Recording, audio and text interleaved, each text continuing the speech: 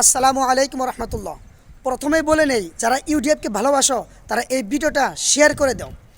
তো অনেকেই দেখি পোস্ট করে যে ইউটিউব দল এই বছর আসাম থেকে বিদায় নিবে, মাত্র 2টা সিট পাবে।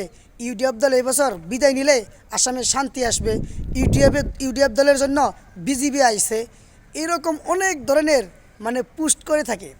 আর আমার বিশ্বাস তারা এটা অপেক্ষায় আছে যে 4 তারিখে ভোট গণনা হবে, যে তারা ভোট গণনার পর এরকম পোস্ট করার জন্য বসে আছে যে আসাম থেকে ইউডিএফ বিদায় নিয়েছে, আসাম থেকে ইউডিএফ ধ্বংস হয়ে গেছে, আসামে ইউডিএফ দল থেকে একটা সিটও পায় নাই, এইরকম পোস্ট করার জন্য হয়তো বসে আছে।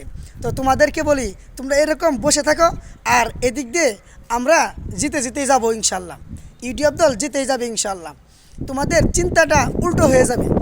যারা এরকম চিন্তা করে বসে আছো, তোমাদের উল্টো পোস্ট করতে লাগবে যে ইউডিএফ দল দেখি 15-16টা 20-22টা সিট পায়ে গেল, এরকম পোস্ট করা লাগবে। তোমরা যে আশায় বসে রয়েছো যে ইউডিএফ দল ধ্বংস হয়ে গেছে, এরকম পোস্ট করবা, তোমরা পারবা না কখনো ইনশাল্লাহ।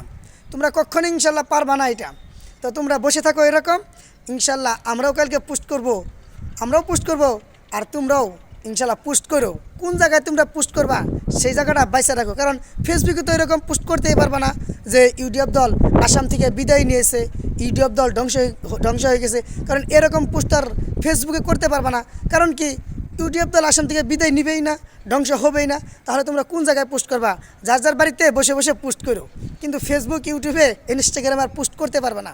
ইনশাল্লাহ তোমরা ওই অপেক্ষায় বসে থাকো, আমরাও আশায় আছি যে ইনশাল্লাহ কালকে ভোট গণনা হবে, ভালো কিছু ফল পাবো ইনশাআল্লাহ তাআলা। আর সবাই বেশি বেশি দোয়া করবেন, আল্লাহ তাআলা যেন সত্যবাদীদেরকে বিজয় করেন, সত্যবাদীদেরকে জিতিয়ে দেন। তো সবাই এই ভিডিওটা প্রচুর পরিমাণে শেয়ার করবেন।